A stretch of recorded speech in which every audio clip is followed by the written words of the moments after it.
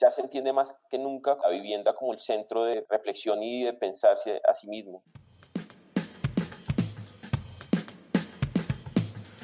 El confinamiento nos enfrenta con un lugar que hoy puede parecernos incompleto y hasta ajeno: la vivienda.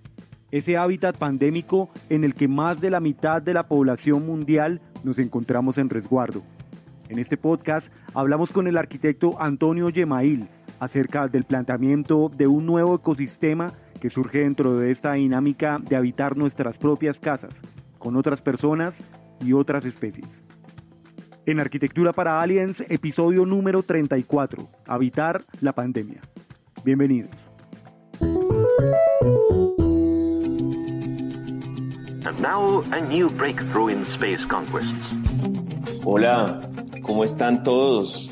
Muchas gracias por tenerme aquí. La verdad es que este podcast ha sido como un compañero en los días del confinamiento, ¿no? Como en ese proceso de ralentizarse en el que yo creo que todos estamos, o los que podemos. Digamos que sentir otras voces, otras reflexiones, se vuelve como el alimento para el espíritu cotidiano. El arquitecto Antonio Gemayel estudió diseño industrial, arquitectura y una maestría en construcción. Desde 2007 dirige Gemayel Arquitectura, un estudio enfocado en la investigación, el diseño de viviendas, la infraestructura cultural y la experimentación en la ciudad con soluciones espaciales que hacen énfasis en la sencillez. Hablar ahorita acerca de vivienda pues resulta ser más coyuntural que siempre, porque pues en este momento más de la mitad de la población mundial se encuentra confinada en su casa, y ahí es donde entramos a hablar acerca de cómo es esa reflexión de habitar y el ocupar en una ciudad con unas dinámicas tan hostiles como esta. Pues hay una cuestión que es crucial para poder leer con cierta empatía y conciencia este tipo de lugares con tanta atención. Y pues primero es entender que el modelo de ciudad con la que se construyó y se pensó la ciudad premoderna y moderna, pues está basada en unos cánones que son muy ajenos a este contexto, ¿sí? O sea, París, Londres, inclusive Nueva York, pues tendrán sus propias leyes, no solamente de configuración espacial, climáticas de suelo, sino de dinámicas de economía y crecimiento. Y si uno sigue pues pensando que ese es como el modelo idílico de ciudad, pues nunca va a encontrar el interés de toda esta complejidad con la que vivimos. Y a mí me parece que el término que reúne mejor la observación de esos fenómenos de la ciudad está asociada con la diversidad. Nosotros entendemos que en la diversidad hay un marco extendido para trabajar en arquitectura y en propuestas que puedan reconocerla, pero diversidad en un sentido extendido, ya no solamente ecológico, sino material, tecnológico, social, cultural, político, si se quiere. Entonces, en entender esa mezcla, que es lo que además nos define en últimas como territorio y como nación, pues hay una forma como de dialogar con esto. Entonces, claro, hoy en día estamos en una coyuntura histórica, medio de ficción, que plantea algo, es decir, no se puede como evadir en ningún ámbito. Tiene consecuencias, digamos, aún indefinidas en todo lo que va a pasar, pero que ya está moviendo los cimientos como de la producción y de la idea de producción y de sistema político del conjunto de la sociedad, pues también como pequeñas reflexiones y revoluciones al interior de muchas personas. ¿Sí? Entonces, para empezar a contarte un poco de eso, yo quisiera que no se entendiera esto tampoco como una romantización de la cuarentena, porque eso es un privilegio que tristemente pues no tenemos. O sea, esto es un país que tiene la mitad de su población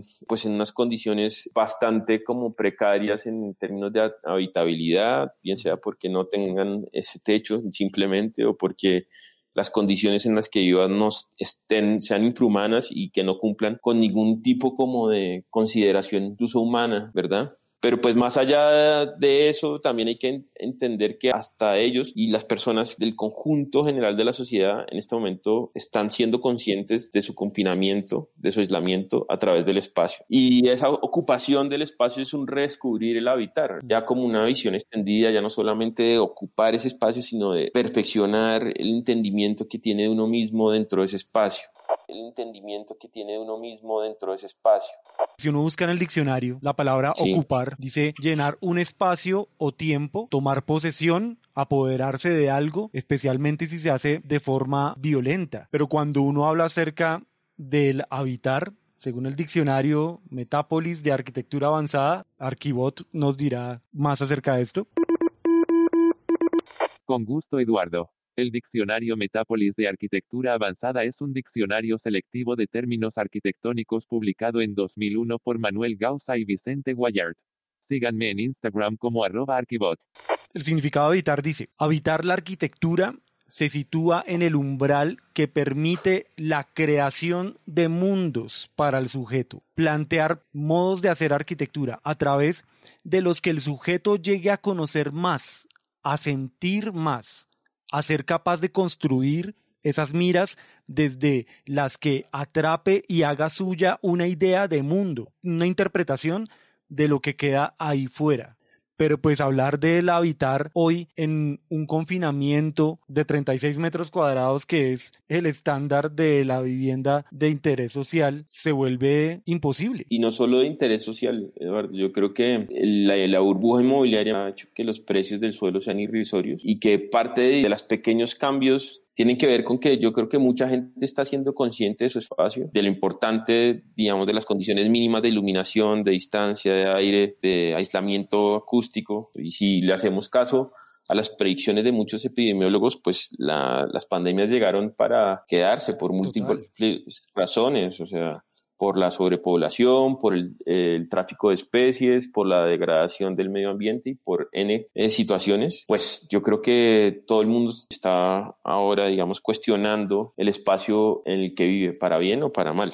En ese concepto de habitar dice que también es donde se construye la idea propia del mundo. Yo creo que para muchos de nosotros esta cuarentena y esta situación nos ha hecho entender qué es vivir en una casa, qué es vivir con la familia, qué es vivir con la pareja, qué es vivir con los hermanos, qué es vivir solo. Es entender realmente que la ventana ahora sí es importante. Siempre lo fue, pero ahora es evidente que el sol es importante, que el viento es importante, que un balcón es importante, que un zaguán es importante, que un patio de ropas es importante, que tener donde almacenar para el futuro es bastante importante. Es ver que todos ahora estamos enfrentados a eso. Ver que la realidad se puso en la cara a darnos una bofetada y decirnos: mire, esto es real. De acuerdo, o sea, digamos que una lectura un poco filosófica de la casa en este momento puede ser es que la casa en este momento es la ciudad del ser humano y nuestro barrio se convirtió casi en el universo, con una particularidad, y es que gracias a las redes, por ejemplo, tú y yo no sé a cuántos kilómetros estamos de distancia física, pero tienes exactamente la misma distancia conectiva que tengo con mi vecino, estamos más juntos inclusive. Entonces desde ahí, desde la casa, digamos, tenemos casi que una ocupación de un territorio a escala global y en la que ya se entiende más que nunca la vivienda como el centro de reflexión y de pensarse a sí mismo. Ya se entiende más que nunca la vivienda como el centro de reflexión y de pensarse a sí mismo.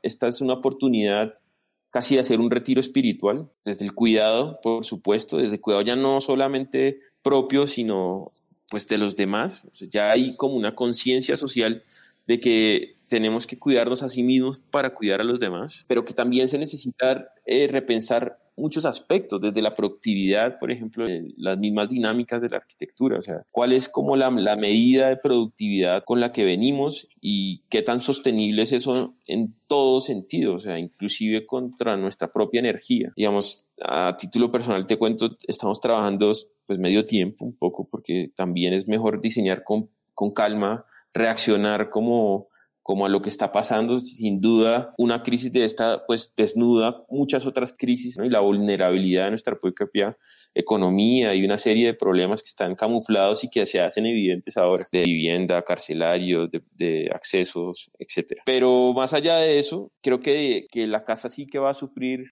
modificaciones y va a haber como un despertar intimista que justamente deviene de esa conciencia de todos los habitantes de que su espacio mínimo, en últimas y próximo, es la vivienda. Repensar la vivienda no solamente desde la comodidad, sino desde el punto, digamos, de la adaptabilidad. O sea, una vivienda se puede entender como algo vivo que tiene que reaccionar un poco al momento de los habitantes. Ese es el marco como de reflexión en el que estamos, en últimas, ¿no? Como de poderse observar a sí mismo, de poderse replantear tantas dinámicas Y creo que pues, el cambio que viene y la revolución en torno a cómo pensar esa vivienda va a ser increíble. Además, pues porque también se tienen que volver unos centros pues, de convivencia ya no solamente entre humanos, sino pues ya lo eran entre humanos y no humanos, porque hay mascotas y otras plantas, especies de flora dentro de las viviendas, pero además como de comunidades bacterianas y de virus, ¿no? Si esta crisis nos está haciendo conscientes de que, o sea, la raza humana no es la dueña del mundo y que hay otras comunidades que hacen su tránsito por ese mundo y que también necesitan su espacio, como está ocurriendo ahora, pues cómo la vivienda puede reaccionar a eso, ¿sí? El COVID es una especie de vida que está buscando dónde habitar, está buscando su hábitat y por eso es que encuentra que el hábitat no es la ciudad. Un hábitat para un virus como el COVID-19 que provendrá de los murciélagos o de lo que sea, pues también vende la cantidad de demandas que genera la ciudad en cuanto a alimentación. Y pues el virus está viajando por el mundo, dando vueltas en la esquina de la casa, en este momento afuera, buscando dónde vivir, buscando dónde habitar, dónde está el espacio para que él conviva. El COVID-19 convive muy bien con los perros y con los gatos, convive muy bien con las plantas, es con el humano con el que no quiere convivir bien, o es el humano el que no está conviviendo con ese tipo de virus, como tú estás diciendo ahora. Poder entender que también parte de las especies con las que debemos vivir son los virus. Sí, y eso plantea pues toda una serie de universos y alternativas. Por eso yo siento que en últimas, como la mejor forma de reaccionar a una situación así, pues es cuidarse de los excesos. Entender que el hombre ha viajado a ser un ser reflexivo. Desde mucho tiempo para acá se reflexiona menos y esta es como una oportunidad que está brindando el sistema natural de equilibrio del mundo para que las personas puedan tener un momento de encontrarse a sí mismo. Y el escenario para eso es la vivienda. Cuidarse de los excesos de información, cuidarse de los excesos a veces de silencio, de aburrimiento, pero también aprendernos a aburrir en nuestro espacio íntimo, cuidarnos de los excesos de trabajo, de ansiedad, ¿sí? También abrazar esas emociones en la vivienda, pero es que en la vivienda hay muchísimas cosas que nos permiten gestionar esa incertidumbre, ¿sí? Están los objetos íntimos y más fieles a las personas, sus objetos, sus muebles, sus libros, su memoria. Su patrimonio, su memoria, su familia, sus elementos. Y en últimas me encanta como pues que también es un exceso de intimidad a la que estamos asistiendo, porque estamos conociendo la casa de todo el mundo.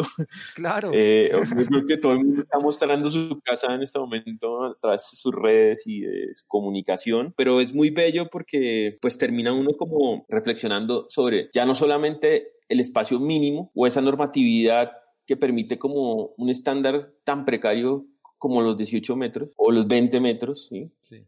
A los excesos, es decir, alguien que pida vivir o exija vivir para sí mismo en 1100 metros, por ejemplo. Todas esas casas, desde lo complejo que debe ser limpiarlas en este momento. O sea, claro, total. Pues, o sea, yo creo que seguramente alguien que tiene una casa de 1100 metros, pues habitualmente no la limpia él mismo o esa familia. Pero yo creo que eso, pues, le está dando como una dimensión, la verdadera dimensión de su vida. O sea, yo siento que esto nos puede llevar al equilibrio y entender realmente qué es lo que necesitamos para vivir. Le Corbusier, pues por supuesto planteó que la casa era la máquina de habitar, pero pues no solamente eso, sino que él dijo que la vivienda era el estuche de la vida. La vida productiva, a lo que se le llama vida productiva, si ser productivo signifique algo, nos ha sacado de la vivienda y de la casa y de la interacción. La cantidad de casos de violencia intrafamiliar se dispararon en este tiempo porque simplemente no sabemos vivir juntos, no sabemos vivir con los que realmente hacen parte de nosotros, no sabemos convivir. ¿Cuáles son los retos que él plantea para la convivencia en la ciudad? O sea, ya no solamente, digamos, en los escenarios inmediatos hasta que se descubra una vacuna o no, sino pues esto cómo viene a cambiar la forma en la que nos relacionamos, ¿no? O sea, estamos desaprendiendo inclusive como pautas de socialización que son milenarias, desde saludarnos, darnos un abrazo. ¿Cómo se van a reemplazar esas emociones? ¿Cuál va a ser la forma de ese mundo post-COVID, ¿no? De llevar la idea esta de separación y distanciamiento social a la materialidad de la cotidianidad en la vida después del confinamiento, ¿no? Entonces, pues creo que sí, o sea, se augura y en todos como las mentes pensantes ya se ha puesto como la alerta de que se viene una sociedad de hipercontrol, sí, o sea, puede que el modelo tecnológico chino de controlar estas epidemias se exporte al mundo. ¿Y eso qué va a suponer? Pues más segregación, más discriminación. La cédula inmunológica va a ser como una nueva aplicación del teléfono en una el que nueva cada persona cédula tiene que demostrar tiene COVID o no. sí, tuvo, no tuvo, está inmune, no está inmune. Entonces, claro, esa va a ser el nueva cédula para entrar, por ejemplo, en una discoteca, por ejemplo, o en un cine, pues imagínate, van a tener que replantear todas las infraestructuras, quitar sillas, por ejemplo, ofrecer otro tipo de experiencia, porque viene como una repulsión hacia el contacto. O sea, yo también creo que los seres humanos estamos en ese bombardeo informativo en el que entramos ya a desconfiar simplemente de la presencia del otro, que también tiene sus beneficios en el sentido en que va a estimular potentemente el desplazamiento a pie, ¿no? O sea, mira cómo están activándose las redes de distribución de alimento en los barrios, por ejemplo, ¿no? Como la gente por fuerza sí que está consumiendo localmente,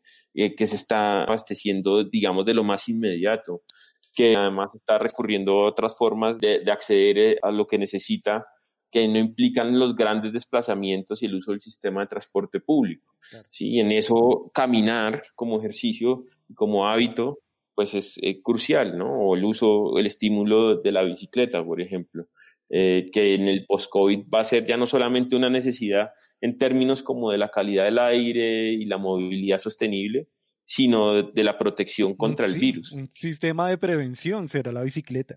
Te invito a escuchar el episodio 32 de este podcast, Urbanismo en dos ruedas, en YouTube y todas las plataformas de podcast.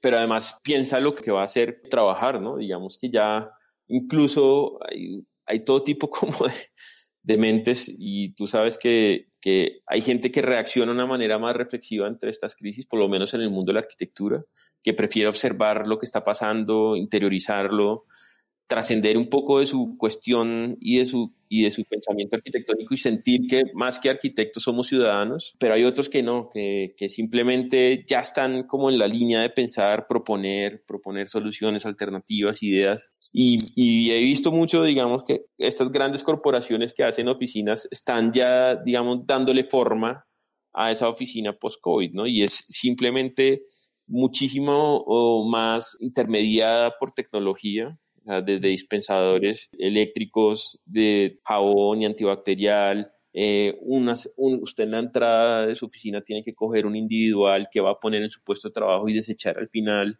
Tiene que mantener unos radios que están dibujados en los suelos y señalizados de distancia mínima entre puestos y con los demás. Tiene que además pues, someterse a censos y mediciones de temperatura constantes. Entonces, claro, también es interesante cuál va a ser la contrarrespuesta a eso desde el mundo del teletrabajo, que yo creo que en una sociedad tan dependiente como de la mano de obra, también ha sido un descubrimiento para mucha gente de explorar lo que significa el teletrabajo, ¿sí? Claro, esa experiencia no es igual ni homogénea.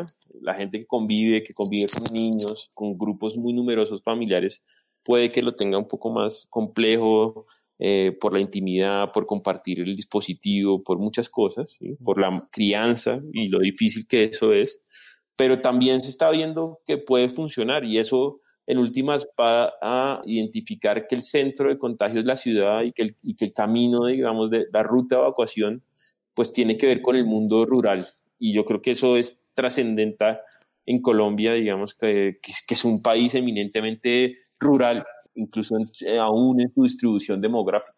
Total, entonces, es que si uno mira lo que pasa en España, ¿sí? Entonces, cómo está España y cómo está confinada y la cantidad de muertos que se han generado por el COVID-19 y esa densificación que hay de los espacios. De hecho, Colombia es el doble de grande en kilómetros cuadrados que España. España es la mitad en kilómetros cuadrados de Colombia, pero tiene la misma cantidad de habitantes. Aquí el 95% del territorio en Colombia es rural. el 5% solamente es urbano. Entonces, ahí es donde uno podría empezar a pensar, ¿el distanciamiento será un camino a la convivencia con los virus? Sí, me parece una reflexión súper válida y yo creo que muchas ideas que estaban flotando ahí, o sea, y que estaban en la agenda, pues van a tomar fuerza nuevamente, como las ideas de crecimiento, de economía circular. Y eso va a implicar que haya como una nueva conciencia pues del mundo rural, ya no solamente con esta idea de ruralismo como forma de disfrutar y contemplar la naturaleza, sino de ir simplemente a autoabastecerse, sobrevivir, distanciarse, nutrirse, ¿sí? Y eso va a implicar otras formas, pero es como una vuelta a lo primitivo, porque también siento que el últimas, lo más bello, digamos, como conclusión de este proceso ha sido lo esencial que es la vida y darnos cuenta de lo poco que necesitamos en últimas para subsistir, ¿sí? O sea, se está desenmascarando pues tantas necesidades como impuestas que teníamos sobre las convenciones sociales, sobre el consumo, sobre lo que necesitamos. Y eso activa como una idea muy primitiva y esencial de lo que es vivir. Y eso en el campo y en la arquitectura pues tiene muchas repercusiones. Entonces, claro, el reto para el país evidentemente tiene que ver, entre otras cosas, con ese poder abandonar gradualmente pues su dependencia con el petróleo y con los recursos no renovables. Abrazar, digamos, de una buena vez y de manera como más profunda la idea de la producción agrícola frugífera, de cómo, digamos, rentabilizar, si se quiere, esa diversidad de una manera sostenible, pero su reto será la conectividad. O sea, yo creo que Colombia necesita conectar mucho más el campo, pues porque la posibilidad de conectar el mundo rural y la ciudad a través de los servicios, pues pasa por esa conectividad. O sea, Colombia está muy, muy mal en términos de acceso a Internet, por ejemplo, en zonas rurales, ¿sí? Sin hablar de educación o transporte, ¿sí? Entonces, creo que hacia allá vienen muchas cosas. Piensa que esta fue la primera pandemia que vivió esta generación y la anterior. O las anteriores, o sea, en el siglo pero XX. la última pandemia fue la peste negra y acabó con la tercera parte de la población de Europa. Entonces, creo que va a dejar muchos aprendizajes y la gente en la próxima ciclo, puede ser que sea el próximo ciclo de cuarentena de este mismo virus o de los que están por venir, pues va a tener como mucho más en cuenta este tipo de aprendizajes que está sintiendo en este momento en el interior de su hogar. Este tipo de aprendizajes que está sintiendo en este momento en el interior de su hogar. Hola, soy Eduardo Useche, director de Arquitectura para Aliens. Gracias por llegar hasta este punto en el podcast. Un astronauta necesita oxígeno. Te invito a que visites la sección de Apóyanos en nuestra página web www.arquitecturaparaaliens.com. Hay una realidad inmediata y es cómo habitamos los humanos con los no humanos, ¿sí? Esa convivencia y con respecto pues uno de los proyectos que plantea la oficina de Antonio Gemail es la convivencia con los no humanos, las mascotas. ¿Cómo habita un gato? Pues mira que en 2010 nos invitaron a participar de una exposición que se llama Post, en la que oficinas distintas reflexionaban a través de una pequeña instalación sobre su agenda intelectual y proyectual. Nosotros lo que hicimos, gran amiga muy querida que se llama Margarita, que vivía con 2 gatos y hace tiempo venía con la inquietud de que necesitaba como algún elemento, más allá del simple elemento comercial, para que los gatos se afilen las uñas, que le permitiera otros niveles de interacción. O sea, una pregunta muy ingenua y muy cotidiana de una necesidad concreta, pues detonó en nosotros todo un campo de investigación, que entre otras fue de los proyectos más emotivos y que hemos hecho y que además no se ha concretado. Entonces lo que ocurrió es que hicimos un levantamiento más o menos de 15 o 20 cartografías de la convivencia de una persona con 2 gatos en su espacio, ¿no? Poniendo, digamos, como en el centro la hipótesis de cómo la arquitectura puede estimular y facilitar nuevas formas de convivencia entre esas especies.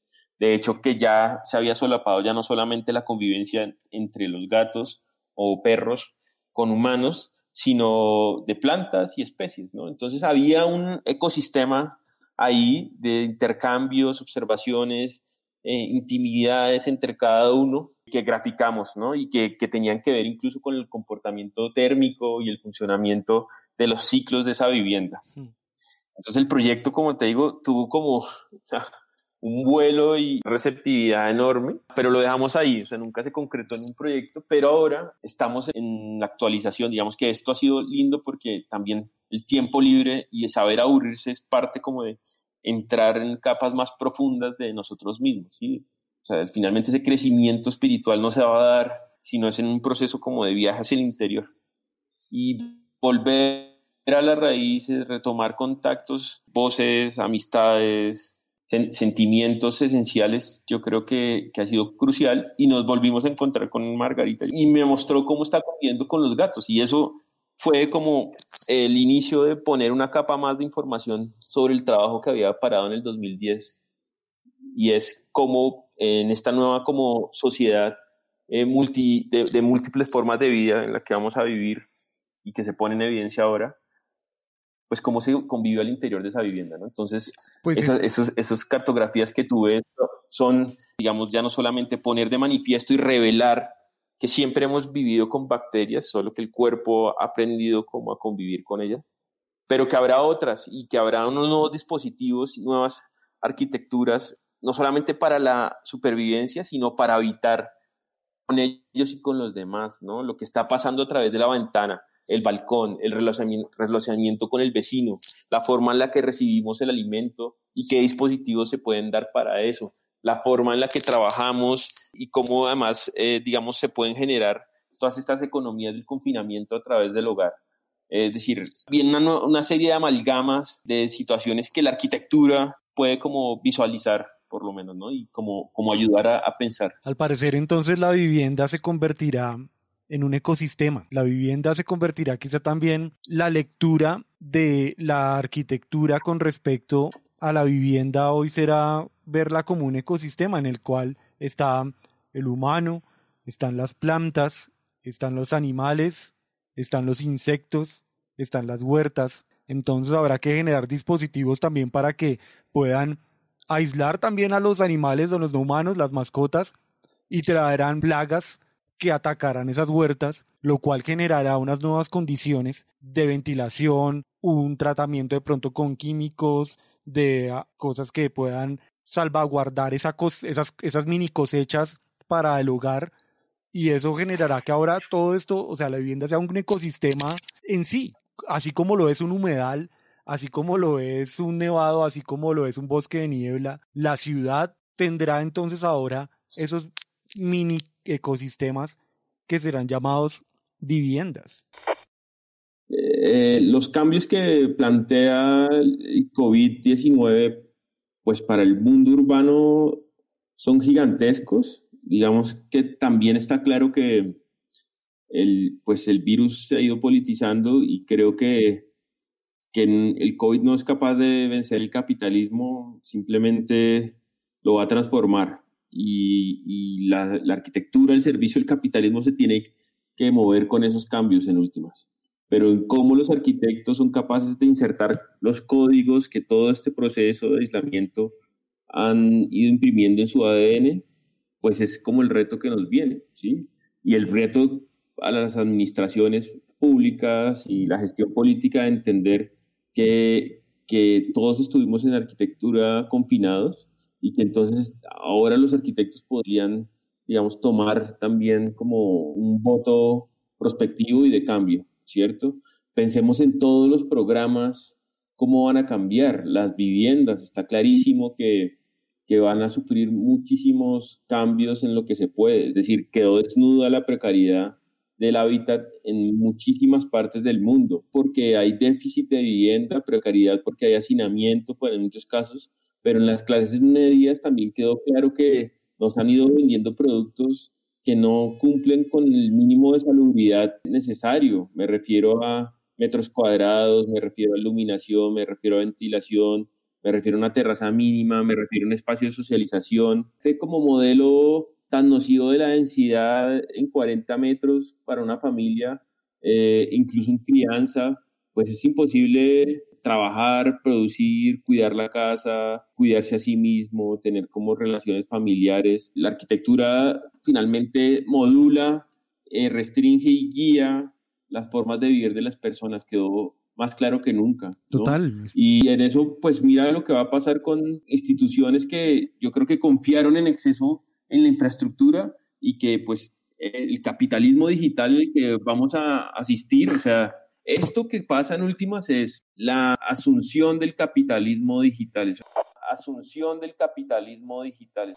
Si hay alguien que está ganando en esta pandemia son las viejas plataformas que centralizan montones de datos de las personas y que ya conocemos cuáles son, pero además los estados con su visibilización que están teniendo permanentemente han accedido a que la gente vaya cediendo en la entrega de datos, en la tecnificación, en la bancarización, o sea, están cerrando el cerco a las personas, ¿verdad? Y en ese pues capitalismo tecnológico, cosas como por ejemplo las universidades, yo creo que quedan en un momento súper vulnerables, muy expuestas. Entonces piensa la cantidad de universidades que invirtieron todo su capital, o sea, y digo, incluso en la que yo me formé, la Javeriana, invirtieron tanto capital en hacer edificios, mucho menos en cuidar su capital humano. La luz de lo que viene, pronosticado y 1000 veces pronosticado como estuvo este COVID, de que van a venir más pandemias, pues yo me pensaría 2 veces. Mira que la cultura digital está subiendo todo gratis.